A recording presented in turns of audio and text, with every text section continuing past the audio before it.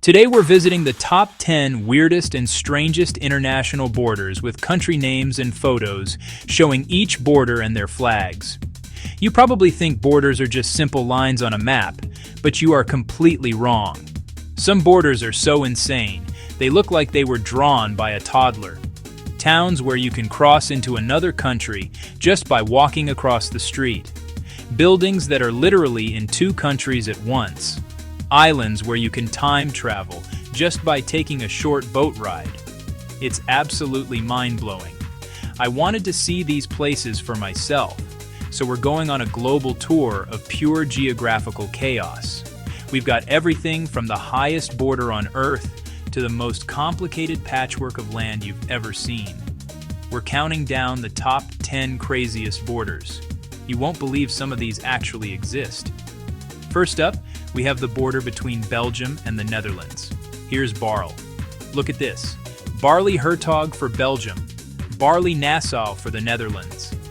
This place is an absolute mess of geography. Imagine your town being chopped up into over 20 different pieces of land belonging to another country.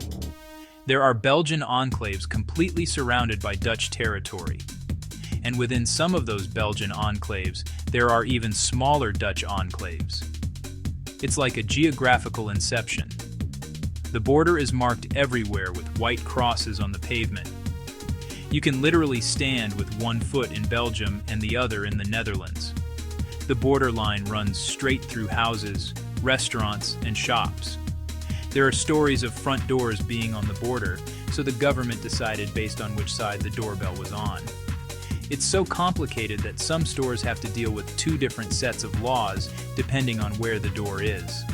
This is easily one of the most complex and confusing borders in the entire world. Next, we're looking at the border between the United States and Canada, specifically a place called Point Roberts. This place is one of the weirdest geographical quirks you'll ever see. It's part of Washington State, but it's not physically connected to it. A tiny piece of American land dangling off the end of a Canadian peninsula. If you live here and want to drive to the rest of the US, you have to drive north into Canada, go through Canadian customs, drive about 25 miles through British Columbia, then cross back into the United States. Imagine being a high school student living here. There's no high school in Point Roberts, so you have to cross an international border 4 times every school day. It's a logistical nightmare. The reason? The original border was set at the 49th parallel, and nobody realized this tiny bit of land would be cut off. A small, quiet community, completely isolated from their own country by land. This next one is absolutely insane. In the middle of the Bering Strait, you have the Diomede Islands. The bigger island, Big Diomede, belongs to Russia. The smaller one, Little Diomede, belongs to the United States.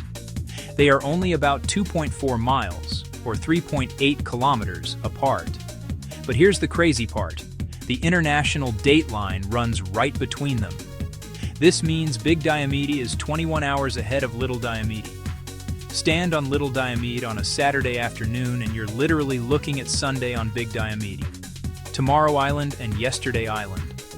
You can look across a tiny stretch of water and see into the future, or the past. During winter, the water freezes and you could theoretically walk from the United States to Russia and into the next day. Two superpowers, a few miles apart, separated by an entire day. Chapter 4. Okay, we're back at the US-Canada border, but this time it's completely unique. The Haskell Free Library and Opera House, built deliberately on the border between Stansted, Quebec and Darby Line, Vermont. There is a thick black line through the floor, marking the exact boundary. The library entrance is in the United States. The main reading room is in Canada. 102 Indian enclaves inside Bangladesh. 71 Bangladeshi enclaves inside India. There were counter-enclaves and even a counter-counter enclave. Imagine being born there. Legally a citizen of one country but surrounded by another, unable to easily access services, schools, or hospitals. In 2015, both countries exchanged almost all enclaves. Residents got citizenship and rights, and a centuries-old problem was finally cleaned up. Now we travel to the coast of North Africa to see the border between Spain and Morocco, the Spanish cities of Ceuta and Melilla on the African mainland. They're Spanish, part of the European Union, with Spanish culture and the euro, yet completely surrounded by Morocco and the Mediterranean Sea. As direct land entry points into the EU, their borders are intense. Massive high-tech fences, barbed wire, thermal cameras, and constant patrols. These exclaves create a focal point for migration and a huge economic and cultural divide condensed into a single fence line. Europe and Africa, face to face. Chapter 7. Get ready for this one. We are going to the highest battlefield on Earth, the Siachen Glacier, claimed by India and claimed by Pakistan. This isn't just a line on a map. It's a 47-mile-long glacier with soldiers stationed up to 22,000 feet, higher than Everest Base Camp. The border isn't clearly defined, which is why it's so contested and militarized. The real enemy here is the weather, minus 60 Celsius and avalanches. More soldiers have died from conditions and altitude sickness than combat. Both countries spend millions daily to maintain positions on this frozen wasteland. A brutal, extreme border dispute in one of the most inhospitable places on Earth. Speaking of high altitudes, the summit of Mount Everest, the border between Nepal and China, runs directly across the top.